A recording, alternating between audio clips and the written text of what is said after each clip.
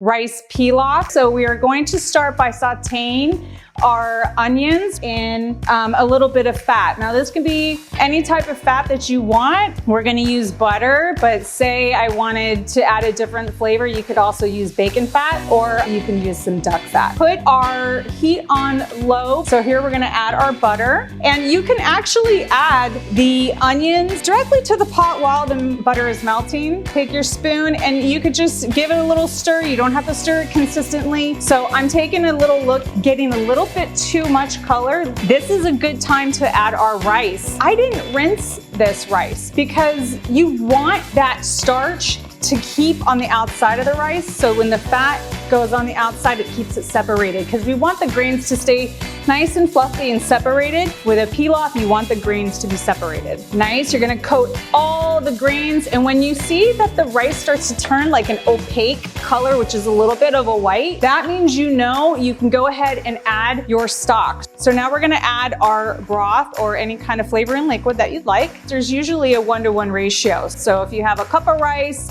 you're gonna wanna do a cup of liquid. And then when it comes to a boil, we're gonna put a lid on, simmer it for 15 minutes. Now when it is done simmering, don't lift the lid off because a lot of the times those grains need to rest and make sure all of the liquid is absorbed. So we're gonna let it sit for about 5 minutes before we lift the lid, and then we'll fluff it with a fork.